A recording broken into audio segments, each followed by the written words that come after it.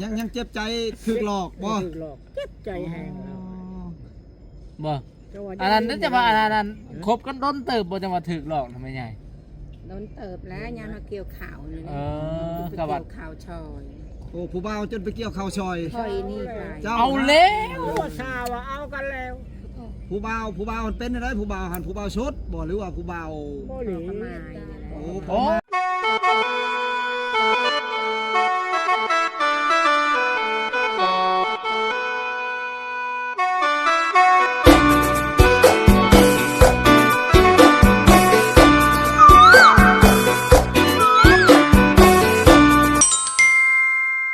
พาทูมาเอาในคลิปเลย เคยพวกอันเป็นหนี้เป็นชีนนี่ได้มาใช้ไวๆเลยได้ เปิดชั่วโมงนึงหันไหน บ่อันพ่อใหญ่อันเฮาเอิ้นใส่หมู่นึงนี่เขาเจ้ามาเขาเจ้าได้ยินอีหลีบ่หรือว่าจะบ่รู้ว่าแนวใด ก็ได้ยินแล้วผม หรือว่ามันดลบันดาลใจให้เฮาคิดบ่รู้ว่าจังได๋ พัดมานี่พัด แต่ว่าอันเอิ้นใส่หมู่นึงนะ แต่มันออกในคลิปในยังอะไรนี่บ่แม่นโพรามมันน่าจะเฮ็ดบ่ได้ซื้อได้ คลิปนั้นแต่เพราะจะว่ามีเพลงอันน่ะว่าเอิ้นน้องใส่หมู่นึงนะ เพลงอันนั้นนะเพลงอีปี มันชิงรับเลย เอิ้นอ้ายใส่หมู่นึงแล้วเอิ้นน้องใส่หมู่นึงอีกเด้ แพงเงินดอกไม้เพิ่งเทียนนี่ได้บ่ให้คนเห็นนี่ได้ โอ้ แต่งข้างในผม แต่งแล้วมีดอกไม้เพิ่งเทียนเกิบก็บ่ให้ถืออีก บ่ให้ถือเกิบอีก ผู้เอิญหัน เฮานี่แหละให้ถือปุ๊ดเกิบได้ เอิญว่าวนี่ได้ อ้าวว่าความมันจะขึ้นฮอดเขาว่าผู้บ่าวก็ให้มันขึ้นมาแล้วเนาะ เอาแล้ว เฮ็ดบ่ล่ะ แต่ไม่ใช่ฮบนี่จะไปเอิ้นเนาะผู้บ่าวเก่าแล้วนี่นะตู้พายบอกนี่ว่าเอาสูตรของตู้พายแหละบัดนี้นะว่าตู้พายตู้พาย ถามชื่อ ตู้พายสิบ่เสียใจบ่ก็บอกนะ ก็บ่เชียร์แล้วบ่บังเนาะ เดี๋ยวว่ามันยังฮบยันเราอยากอันนั้นเด้อจะเอิ้นเอาผู้บ่าวเก่านี่ เอิญเนาะไว้ย้อนก็ มันบ่เห็นในอันนั้นเขาจะเฮ็ด เอิญเขาบ่คืน เขาเป็นหนี้เป็นสินมาใช้ไว้บ่โทรได้เอาคนมื้อนึงเข้าเนาะมันรถบ่ได้เอาควายไปกินคือกัน แม่นแหละ มันศักดิ์สิทธิ์หลายเราจะเอิ้นก็เอิ้นคนสินดัดจะเอิ้นโลดเจ้ายังบ่ลืมก็ได้ แน่ เออ ตู้พายบอกให้ แล้วเวลาเจ็บใจ ผู้สาวเอิ้นอัน โอ้ ผู้บ่าวเก่าใส่มื้อนึง ยังเจ็บใจถึกหลอกบ่ ถูกหลอกเจ็บใจแห้งแล้ว บ่อันนั้นนั่นจะว่าอันนั้นคบกันต้นเติบบ่จังว่าถึกหลอกทำไมใหญ่ โดนเติบแล้วยามมาเกี่ยวข่าวนี่ กะว่า ข่าวชอย โอ้ผู้บ่าวจนไปเกี่ยวข้าวซอย คอยนี่ไป เอาแล้ว ว่าชาว่าเอากันแล้ว ผู้บ่าวมันเป็นอะไรผู้บ่าวหันผู้บ่าวชดบ่หรือว่าผู้บ่าว บ่หลี ประมาณ โอ้ โอ้ ไม้ บ่แม่นไม่ใหญ่ผู้นึงครับบ่ตอนนั้นหั่นนะอันนี้ก็บ่เฒ่าผู้นึงนะเฒ่ายังก็เฒ่าอันนั้นผู้สาวไปเกี่ยวข้าวซอยแม่นเล่านี่นะวันนี้นะเอ้ย ทางเว้านี่ เอาเนี่ยเคยเห็นแล้วมาสุดก่อนเนาะประตูเนาะเฮาก็ว่า มีอะไรตายเลย แม่นเลยทหารนั่น เลือดชาติแล้วก็มากบ่ได้ โอ้ แล้วมาอยู่บ้าน มาอยู่บ้านแล้วแต่ว่าเพิ่นเล่น อันบ่ใหญ่อันนั้นแล้วก็เจ้าหยอกเล่าว่าผู้สาวไปเผาอยู่อันนั้นเกี่ยวข้าวอยู่หน้าหั่นได้ คอยนี่แหละ บ้าตัวแม่ใหญ่ก็คือมักเขาแห้งบ่ว่าจังได๋แม่ใหญ่หรือคือว่าจังได๋คือว่าจังได๋นะ มากแล้วว่าถือกัน บ่ถือกันแล้วมาเป็น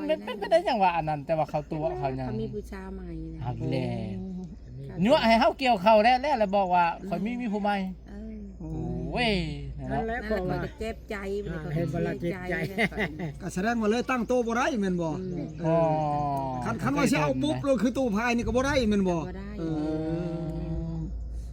อันไปเกี่ยวเข้านี่จนแล้วเข้า จนแล้วจนปันกันแล้วแกมาแล้ว ฟังว่าเชื่อใจกันครั้งแน่เนาะ นั่นแหละว่าบ่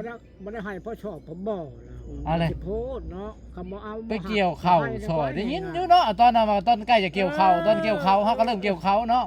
ตอนนั้นเนาะ คอยนี่แหละ แต่เล่านี่แหละจะเว้าจังว่าเพิ่นจะว่าอยากรอเบิ่ง ฉั ซื่ น อ คนมาคนมักเนาะ คนมักแม่นแหละคนมักคนเนาะ เอากันบ่ได้แหละเนาะ ของว่าไปเกี่ยวเข้าเกี่ยวน้ำแล้วโอ้ถึกเลยเนาะ คนว่าไปเกี่ยวข่าวชอยนี่ได้คนบอกให้ก็ไป ฮะ แต่เพิ่นบ่บอกเขาสิไป กันแม่นคนบ่มักคนสิไปได้บ่เนาะ เดี๋ยวว่าเฮ็ดกินแรงง่ายเพิ่นกินเรา จนได้เฮ็ดกิน จะว่าบ่ให้เราเจ็บก็บ่ติเราเนาะ ต้องเฮ็ดใส่กันอร่อยเนาะเนาะ แกงน้ำใหม่น้ำมันเฮ็ดคือผัวเมียนี่ อืม กินน้ำกัน อืม แล้วก็จากยามใด บ่จักยามจากเลยยันว่าเราบอกเจ้า บอกกันละชงเชียงมาหาเฉยๆแล้วบ่ บ่ได้บอกกับปากแล้วนั่น ชงเสียงบอกน้ำค้นบ่ บอกโทรศัพท์ บอกน้ำโทรศัพท์เฮาเลิกกันบ่หรือว่าแนวใด แล้วบอกคนมีพี่ชาวแล้วพี่ชาวก็บ่ได้ไกลบ่ได้เคียงในบ้านเราเอง ไม่ใช่เฮียหูพังน้ำตาจะไหลอยู่แล้วซึ่ง มันก็ต้องมี บ่ในเมื่อได้ยินข่าวนั่นเป็นอะไรในเมื่อได้ยินข่าวนั่น ช็อกเลยบ่มื้อน่ะ ช็อกแล้วเนาะข่าวนี่บ่ได้กินเลยแม่นบ่มื้อน่ะฮะ โอ้ยจนว่าเป็นนันตาก็จนว่าเป็นจะเป็นมัวๆไม่มี แบบมาหน้ามืดไปเลย มืดเลย ตาก็จะบ่เห็นหนหุงเขาหน้ามืดตามัวไปเลยน่ะมัวไปเลย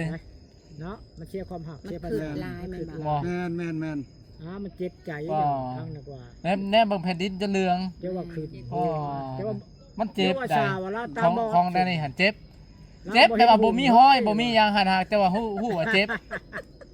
เจ้าว่าชา ชาว่าตาบอดในตอนนั้นเขาก็โอ้ โอ้เขาชาว่าเจ้าตาบอด มันจะไปเจาะ อันนี้บ่เขาเอิ้นว่าความหักเห็นให้คนตาบอดนะ นี่เห็นเลยตัวจริงเลยยังว่าล่าว่าคู่มือเนี่ยจะว่าบ่อยากเชื่อบ่ได้แล้ว โอ้โดย มันคือเฮาไปแห้งเข่าซ้ำเนาะ แสดงว่าผิดหวังมามันมาดเลยเนาะใหม่มันมาดเลย วางช่วงเดือน11 12นี่นะ อันนี้เล่านี่แล้ว เมื่อได้ยินข่าวว่าเราไปเกี่ยวเข่านะครับเราบ่ได้เห็น ยังว่าเจ้าว่าเชียร์ประสาทเป็นว่าว พังเว้านี่กันเนาะพังเว้านี่คันว่าละครมันบ่แม่นละครแบบความจริงแบบ ความจริง มันจริงได้ความหักเห็นให้คนตาบอดนะ ได้ยินยุเขาเว้าว่าความหักเฮ็ดให้คนตาบอด นี่มันแม่นอันนี้นะเฮาก็บ่จัก คือนะ เคยจะไม่ได้กินข้าวกินข้าวก็บ่แซ่บ มันจะถอยไปหน้ายับ มันครบหมดแล้วเนาะ เจ้าว่าได้ให้ยับไป ตู้มาเป็นคนที่สลาดแบบนี้นะช่วยโอกาสตอนนี้แล้วตู้ก็จึงได้นะ กันปลอบใจได้ก็แม่นได้ แม่นตู้แม่นลุยตอนนี้รถ ตัวนี้มันเป็นละครได้ของจริงได้จะว่าพวกที่ผู้ชมเนาะ ผู้บางคนนี่ก็ทำใจบ่ได้ได้เกิดบ้าก็มีเป็นบ้าก็มีได้คิดยังบ่ออกเลยคิดยังบ่ออกเลย แล้วคิดคือสิเป็นบ้าฮะบ่คือเชลาวนะ นี่ของจริงมันแม่นว่าสิหาว้าวไงคอยก็จะไปจอบเทื่อนึงเพราะว่าคำบ่เช้าแล้วคอยสิให้เขาเจ้าห้างไม้ให้ช่วย ไปจอบยายห่มนี่บ่โอ้แสดงว่าไปเทื่อนึงแล้วไปจอบเนี่ยครับ ว่างเราบ่จะเห็นหุ่งก็ไข่ในแล้ว โอ้แสดงว่าไปปลอบใจเทื่อนึงแล้วเป็นบ่ บ่ไม่ใช่อันได้ยินมือได้ยินข่าวนะเราบ่เห็นหุ่งเห็นยังเลยแม่นบ่ ว่าบ่เราอ่ะกลับมาบอกด้วยปากกับสิบ่เสียใจบ่ได้ แบบ อันนี้มีแต่ส่งเสียงมาสิ มีหยังก็มาเว้ากันหั่นเนาะ กับจ้าได้บุญมาฮอดกันแล้วเนาะเฮ้ยสิเกิดยังไข่แน่เราอ่ะนี่ไปข่อยยาแล้วติว่าเท่าอีกเพราะว่า อ้าว เจ้าผมบ่เห็นแต่กี้เนาะ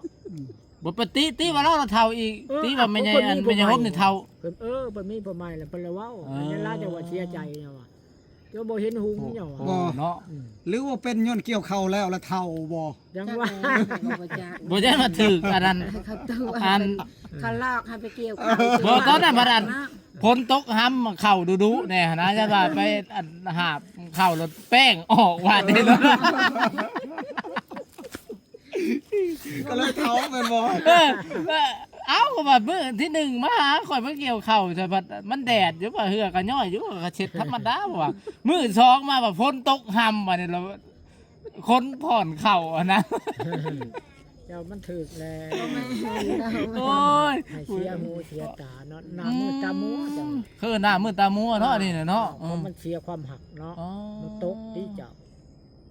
เสียเช็ดเสียยังแล้วเจ้าบ่กระตาย แต่บ่สิเข่านี่คือบ่คือยากเลย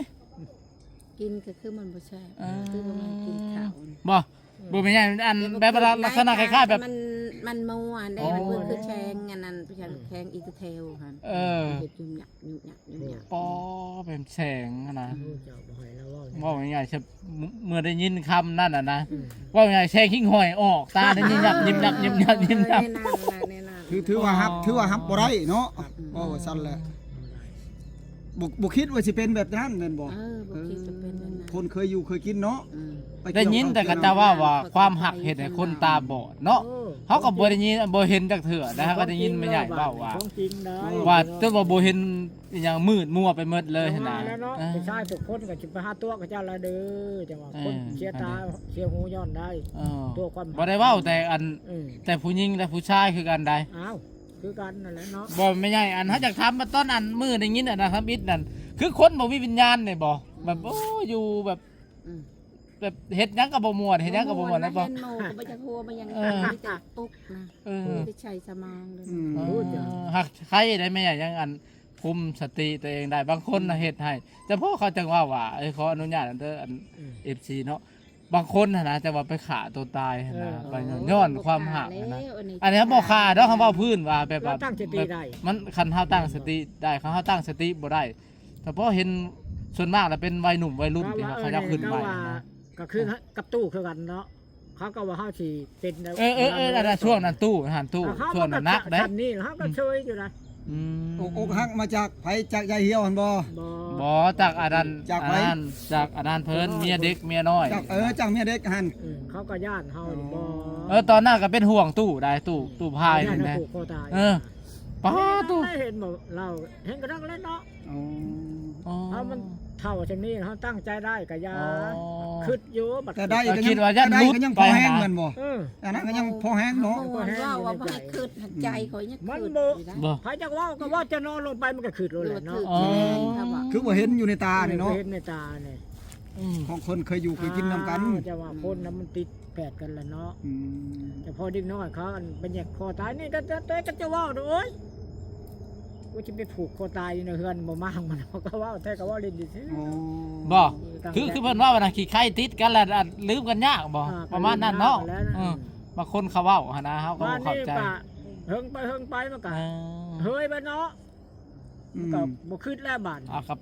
ก็คือกับเหือกับไข่เฮาเฮาอาบน้ำไปหลายเทื่อมันก็คอยอันนั้นออกไปหมดแล้วเนาะ ไปเลยมันเนาะ แม่นแหละ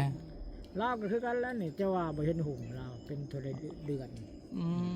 บ่จักเดือนเป็นฮะ ใช้เป็น